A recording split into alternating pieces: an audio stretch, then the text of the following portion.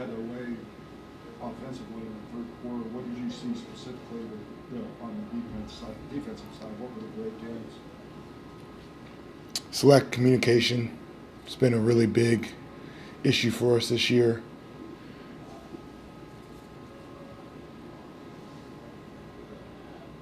I think our offense played into it, and that happens, right? The offense and defense are all tied together, but I think we got into a run of no pass, one pass, quick shots.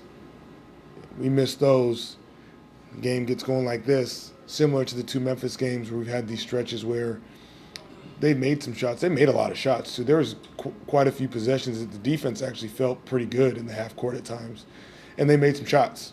And we had some breakdowns at the end of the possessions also, which is frustrating when you guard for 17 seconds and then communication breakdown, someone goes back door, someone falls asleep, loses attention to detail, something like that. But the offense, I think, in the stretch as a whole was probably our biggest issue in terms of trying to score and quick score our way back into the game. And that's something I think that we have to be better at, and I have to be better at, of continuing to allow that happen now the last three games. Does the communication issue surprise you? I mean, you guys have emphasized that for quite a while now. It does not. It does not. In terms of, I think it's probably something every coach in the league would say at a certain point. Typically, that is something you may stop saying when you become very, very veteran with some continuity on top of that. And so it's just something that even in our good stretches, we will be relentless on as a staff because it is that important for a connected defense. Do you think there was a little bit of a look ahead toward Paris? Was that a factor today at all? I don't. I could be wrong. This hasn't been our best stretch of basketball, and there's some things that we need to shore up, and we've played some really good teams, and they've exposed some things. And we're looking forward to Paris, but I don't think we did look forward to it in terms of overlooking this team or Memphis. We've played some really good teams. I think it's been more we haven't played our best basketball against some really good teams that have exposed some things, and we need to get back to work. What heads that list, the checklist of shoring up things?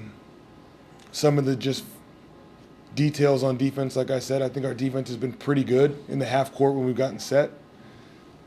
But the frustration of not finishing plays in those stretches. The maturity is something that we have to continue to combat. When you play good teams, you can't give up free throw blockouts. You can't fall asleep with 3 seconds on the shot clock. You can't not know personnel if it's a shooter or a guy that wants to turn the corner on defense. Offensively, it's when you're up 10 points, being fundamentally and just as solid. Just because you're up 10 points, don't try to do something that's out of the box. Again, same stuff. Not skipping steps and playing 48 minutes of solid fundamental basketball. Thank you. Sorry, go ahead. Where has been great inside. How hard was this matchup? He was phenomenal tonight. I thought his energy was great. I thought he did a really good job of being active and physical. And Spo, as a great coach he did, rolled the hot hand, and he had a heck of a game.